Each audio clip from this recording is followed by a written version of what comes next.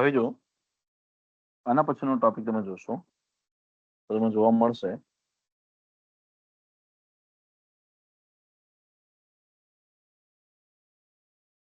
ખાતાના પ્રકારો.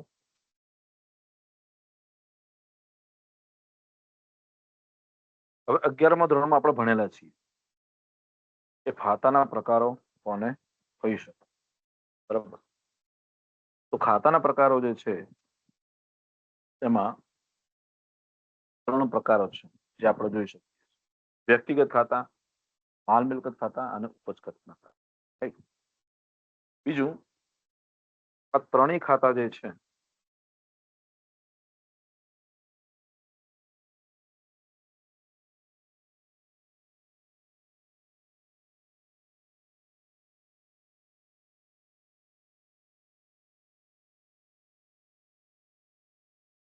એ ત્રણેય ખાતામાં તમે જુઓ તો વ્યક્તિગત ખાતામાં તમે જોઈ શકો કે ધંધા જ્યારે બિઝનેસ તમે કરતા હોય વ્યક્તિગત ખાતાનું મહત્વ શું છે. તો તમે એક વસ્તુ મગજમાં રાખો, વ્યક્તિ અને ધંધો બંને અલગ અલગ છે. એ તમારે શીખવું પડશે. બરાબર. વ્યક્તિ અને ધંધો બંને અલગ અલગ છે એટલા માટે કારણ કે એક ચાલુ પેઢીનો ખ્યાલ જે છે, બરાબર, હિસાબી એકમનો ખ્યાલ જે છે, બરાબર, અલગ અસ્તિત્વનો જે ખ્યાલ છે એ આના પર નિર્ભર છે. એટલે વ્યક્તિગત ખાતામાં ઉધાર વ્યવહારો જીવંત સંસ્થા કે વ્યક્તિ સાથે કરવામાં આવે છે. એટલે આવા ઉધાર કે શાખના વ્યવહારોના પરિણામે લેણદાર અને દેવાદારનો સંબંધ ઉભો થાય. તો વ્યક્તિગત ખાતામાં કઈ કઈ બાબતોનો સમાવેશ થશે તો કે મૂડી ખાતું તમે ભાગીદારી પેઢીમાં જોયું, મૂડી ખાતા જોયા, ઉપાડ ખાતા જોયા, અગાઉથી ચૂકવેલ ખર્ચનું ખાતું હોય છે, ઇવન ચૂકવણ બાકી ખર્ચના ખાતા હોય છે, ઇવન પ્રોવિડન્ટ ફંડનું ખાતું હોય છે. બરાબર. તો વ્યક્તિગત ખાતાનો નિયમ શું? દેનાર ખાતે ઉધાર તે આપનાર ખાતે જમા કરો. આ નિયમ છે વ્યક્તિગત ખાતાનો નિયમ. બરાબર. પછી બીજું ખાતું છે માલ મિલકત ખાતાનો. અને બીજું વ્યક્તિગત તમને કહી દઉં, વ્યક્તિ બે પ્રકારના હોય, તમને દરેકને ખબર છે. વ્યક્તિ બે પ્રકારના હોય, જીવંત અને કાયદેસરનું કૃત્રિમ વ્યક્તિ જે ધરાવતું હોય. બરાબર.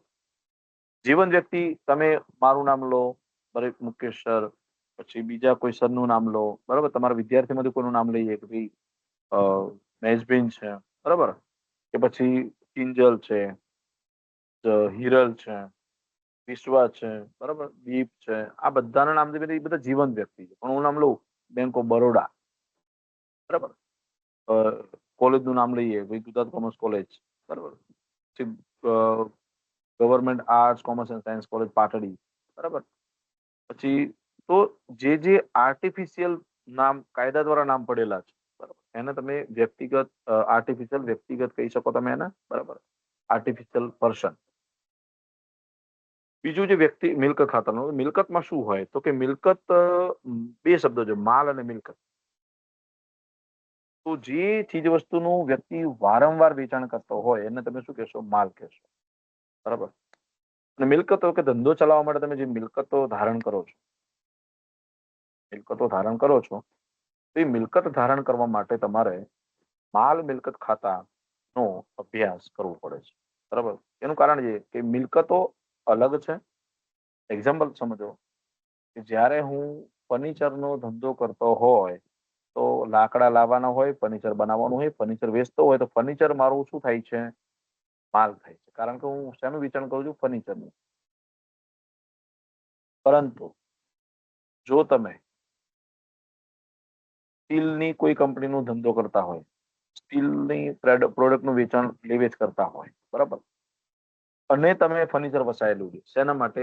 વાસણો રાખવા માટે, કે તમારી દુકાનમાં તમે વાસણો વેચતા હોય સ્ટીલના, બરાબર, તો સ્ટીલના વાસણો રાખવા માટે તમે જે ફર્નિચર વસાયેલું છે તો ફર્નિચર તમારી એ વખતે મિલકત થઈ જાય. બરાબર. એટલે માલની ખરીદી માટે માલનું ખરીદ ખાતું હોય, માલના વેચાણ માટે તો કે માલનું વેચાણ ખાતું હોય. તો આમ માલ મિલકત ખાતા જે છે એમાં ખરીદ ખાતું, વેચાણ ખાતું, ખરીદ પરત ખાતું, વેચાણ પરત ખાતું, નમૂનામાં આપેલ માલ ખાતું, ટૂંકમાં જ્યાં માલ શબ્દ વપરાય છે. અને બીજું આવે છે મિલકત, જમીન, મકાન, યંત્રો, ફર્નિચર, ગમે તે, બરાબર, તમારા ધંધામાં જે આવતું હોય માલ મિલકત નિકાલ ખાતાનો નિયમ શું છે? આવે તો ઉધાર, જાય તો જમા. બરાબર. રોકડ ખાતે ઉધાર, રોકડ આવે છે, રોકડ ખાતે ઉધાર જાય તો જમા. બરાબર. મિલકત તમારે લાવતા હોય ધંધામાં, માલ તમે લાવતા હોય, માલ ખરીદ્યો, માલ ખાતે ઉધાર, બરાબર, તે જમા. તો માલ વેચતા હોય તો જમા. એટલે જો ખરીદ ખાતું ઉધાર થાય છે, વેચાણ ખાતું જમા થાય છે. સિમ્પલ સમજો. બરાબર. તો આ હતા માલ મિલકત ખાતા. બીજું છે ઉપજ ખર્ચના ખાતા.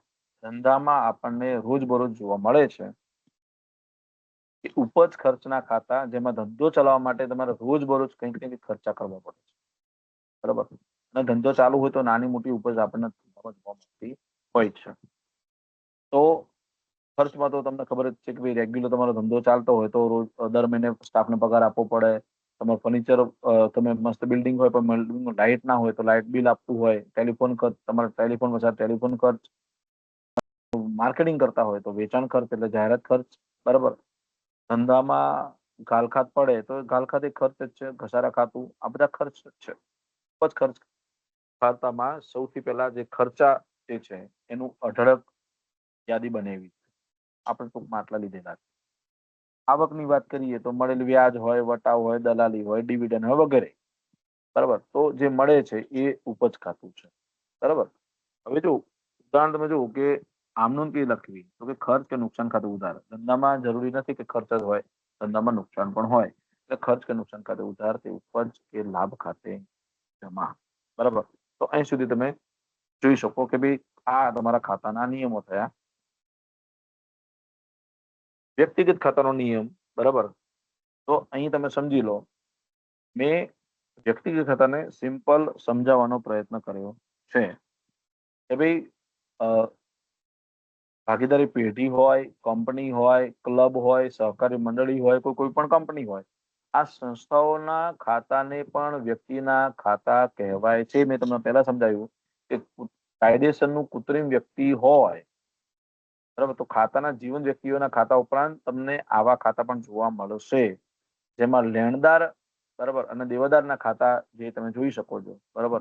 એ આનું જ પરિણામ છે. એટલે વ્યક્તિ એટલે પોતાના નામે દાવો કરી શકે અથવા તો જેની સામે તમે દાવો કરી શકો.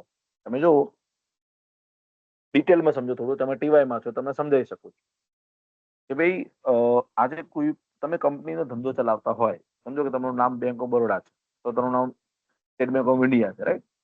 કોઈ પણ વ્યક્તિને જયારે અન્યાય થાય, તમારા કસ્ટમરને, બરાબર, અથવા તમારી સાથે જોડાયેલી કોઈ પણ પાર્ટીને અન્યાય થાય, એ જયારે કેસ કરશે તો બેંકના મેનેજર ઉપર નહીં કરે. એ કેસ કરશે તો કોના પર કરશે? તો એસબીઆઈ ઉપર કરશે. આરબીઆઈ માં કમ્પ્લેન કરશે તો કોના નામથી કરશે? કે મને આરબીઆઈ એસબીઆઈ તરફથી મને અન્યાય થયો છે. એવી રીતે કોઈ પણ વ્યક્તિ એ તમને ઓળખતી નથી, બરાબર, એ તમારા કંપનીના નામને ઓળખે છે. એટલે વ્યક્તિ જે છે, બરાબર, એ કોઈ પણ હોઈ શકે છે. એટલે વ્યક્તિના ખાતામાં તમારે ધીમેથી આ બધું યાદ રાખવાનું રહેશે કે વ્યક્તિના ખાતામાં ડિટેલમાં તમારે લખવાનું છે, તમે આટલું લખી શકો. મેં થોડું તમને એક્ઝામ્પલ આપ્યું છે કે ભાઈ ડિટેલમાં જાઓ તો જીવન વ્યક્તિનું ખાતું, ભાઈ કરશન પટેલ, નિરમા કંપની છે, બરાબર, રિલાયન્સ કંપની તમે જાણો છો, મુકેશ અંબાણી, બરાબર. તો વ્યક્તિ ખાતું છે. કૃત્રિમ વ્યક્તિગત ખાતું જેને કહી શકાય, બરાબર, કાયદેસરનું પણ કૃત્રિમ. તો એકાંગી વ્યાપારી, ભાગીદારી પેઢી, બેંક, પુસ્તકાલય, લાઇબ્રેરી, દવાખાનું, જીમખાનું, ટ્રસ્ટ, શાળા, કોલેજ, ગમે તે, બરાબર, એ બધું કૃત્રિમ વ્યક્તિમાં આવે છે. માલિકના અંગત ખાતા, તમે ભાગીદારી પેઢીમાં ભણ્યા છો ને વ્યક્તિગત એકાંગી વેપારી ભણ્યા છો કે ભાઈ માલિકનું ખાતું, પણ માલિકની મૂડીનું ખાતું, ઉપાડ લીધો તો ઉપાડનું ખાતું, આવકવેરો હોય તો આવકવેરાનું ખાતું, જીવન વીમા પ્રીમિયમ હોય તો એનું ખાતું, આવકવેરા રિફંડનું ખાતું, બધા વ્યક્તિગત ખાતા છે. દેવા અને લેણાના લગતા કાયદા, બરાબર. તમે જુઓ, લેણદારો, દેવાદાર, લેણી હુંડી, દેવી હુંડી, પ્રોવિડન્ટ ફંડનું ખાતું, આ બધા જ ખાતા એ જવાબદારી દર્શાવે છે, બરાબર, અને કોઈ મિલકત દર્શાવે છે. તો આ બધા ખાતા કઈ રીતે ઉદ્ભવ થયા? ડ્યુ ટુ ધ વ્યક્તિના કારણે ઉદ્ભવ થયા. ગાલ ખાતા અનામતના ખાતા પણ છે. અનામત, સામાન્ય અનામત, મૂડી અનામત, ગાલ ખાતા અનામત વગેરે વગેરે, બરાબર. તો આ પ્રમાણે તમે વર્ગીકરણ કરી શકો. બીજું છે મિલકત, માલ મિલકતના ખાતા, બરાબર. માલ મિલકતના ખાતામાં શું આવે તો આપણે ચર્ચા કરેલી છે કે ફર્નિચરનો વેપારી ફર્નિચર ખરીદે તો એ માલ ખાતામાં નોંધાય, બરાબર. એટલે વેપારી માલનું ખાતું ખોલવાને બદલે ખરીદ ખાતું બનાવે છે. તો આ વેચાણનું ખાતું બનાવે છે, રાઈટ? ખરીદ પરત અને વેચાણ પરતનું ખાતું બનાવે છે. કેમ અલગ અલગ ખાતા રાખતા હોય છે? કે એને વ્યવહારો નોંધવાના હોય છે. ધંધામાં તમે જ્યારે માલના ખાતાની વાત કરતા હોય, માલ મિલકત ખાતાની વાત કરતા હોય, તો મદદરૂપ થાય એવી બીજી વસ્તુઓ જે ખરીદે એને મિલકત કહેવાય. અને મેં સરસ એક્ઝામ્પલ આપેલું જ છે, બરાબર. પણ ધંધો કરવા માટે ફક્ત મૂડીની જરૂર જેમ હોય, તો મૂડીની જોડે તમારે બીજી શેની જરૂર હોય છે? કે ધંધામાં મૂડીની સાથે તમારે જરૂર હોય છે મકાન, યંત્રો, ફર્નિચર, વાહનો વગેરે જરૂર હોય છે. એનું કારણ શું છે? કે તમને ધંધામાં મદદરૂપ થાય એવી મિલકતો તમે ન ખરીદો તો તમારો ધંધો ચાલે કઈ રીતે? એટલે માલને લગતા ખાતા જે છે એ તમને ખબર પડી ગઈ છે. હું જતો નથી, પણ મિલકતના જે ખાતા છે એમાં મિલકતમાં તમે યંત્રો, હવે તો અદ્રશ્ય મિલકતોમાં તમે ભણ્યા જ છો, પાકડી, પેટર્ન, ટ્રેડમાર્ક, બરાબર. આ બધું શું છે?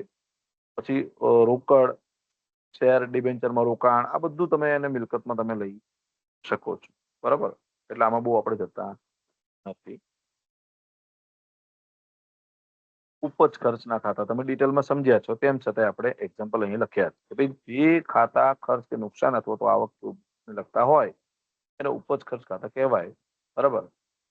એટલે દરેક પ્રકારના ખર્ચ અને દરેક પ્રકારની ઉપજ માટે અલગ અલગ તારણ એટલે ઉપજ ખર્ચનું ખાતું જે આપણે અલગ અલગ બનાવવું પડે, બરાબર.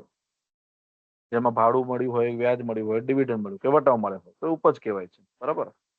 ખર્ચના ખાતામાં તો લિસ્ટ જ છે મોટું, જોઈ શકો તમે. પગાર, તાર ટપાલ, મજૂરી, ભાડા ખાતું, કમિશન, તાર ટપાલ, ઘસારા ખાતું, વીમા પ્રીમિયમ ખાતું, જાહેરાત ઉપર ખર્ચ, બરાબર, જાહેરાત ખર્ચ, ગાડી ભાડું, લારી ભાડું, રેલવેનું, જકાત, યંત્ર સમારકામ ખર્ચ, કારખાના વીજળી ખર્ચ, ઓફિસ વીજળી ખર્ચ, સ્ટેશનરી, ગાલખાત, આપેલ વટાવ, સેલ્સમેન, કમિશન, બેંક, વ્યાજ, ગમે તે હોઈ શકે. પણ એટલીસ્ટ તમે જયારે લખતા હોય ત્યારે એટલીસ્ટ 10 ખાતા મગજમાં રાખવાના છે, તમે પરીક્ષામાં લખવા પડે. થોડું તમારા માટે નવું કે આપણે કંઈક ને કંઈક નવું ભણીએ, બરાબર. હવે પહેલાના જે બિઝનેસીસ હતા એમાં અલગ પ્રકારના આપણે 3 ખાતા ભણતા હતા. પણ આધુનિક હિસાબી પદ્ધતિ મુજબ જઈએ, આધુનિક હિસાબી પદ્ધતિ પ્રમાણે જઈએ તો મિલકતના હવે આપણે ખાતાની અંદર આપણે આ 5 પ્રકાર પાડી શકાય. જેમ કે તમારે સિમ્પલ યાદ રાખવું હોય તો ALIRE, બરાબર. A for assets, L for liability, C for capital, R for revenue અને E for expenses. એસેટ એટલે મિલકતો. મિલકતોમાં શું હોય? રોકડ, સાધનો, મકાન, ગમે તે હોઈ શકે, બરાબર. લાયબિલિટી એટલે દેવું કે જવાબદારી, તો કે લોન હોય, ચૂકવવાપાત્ર ખર્ચા હોય, લેણદારો હોય. બીજું છે કે તમે મૂડી રોકાણ ક્યાં કરો છો? તો કે શેર મૂડી, અનામતો, આપણી રોકાણની મૂડી કહી શકાય. રેવન્યુ કમાણી ક્યાંથી આવે છે? તો વ્યાજ મળે, બરાબર, વટાવો મળે, કાલખાત પરત કેટલી મળતી હોય તો એ પણ તમારી ભૂતકાળની ગાલખાત હતી પણ અત્યારે મળે છે તો આવક ગણી શકાય. આવકવેરાનું રિફંડ જે, વેચાણ જે, આ બધી આવકો છે તમારી, બરાબર. અને ખર્ચા, તો કે ખર્ચાનું તો લિસ્ટ તમને ખબર જ છે. તો જ્યારે આધુનિક પદ્ધતિ મુજબ તમે જ્યારે ખાતાના પ્રકારો લખો છો તો 5 પ્રકારો લખવા પડે: મિલકત, દેવા અને મૂડી, બરાબર, અને કમાણી અને ખર્ચા, 5, બરાબર. તો આ આધુનિક પ્રમાણે આપણે લખ્યા છે. હવે એક નવો પોઈન્ટ આવશે, બરાબર. એટલે આપણે આ લેક્ચરમાં તમે જે શીખ્યા એ આટલું જ શીખ્યા કે ખાતાના પ્રકારો કયા કયા હોઈ શકે, બરાબર. એના પછી નવો ટોપિક આપણે જોઈશું, એ આ હશે. મળીએ નેક્સ્ટ લેક્ચરમાં.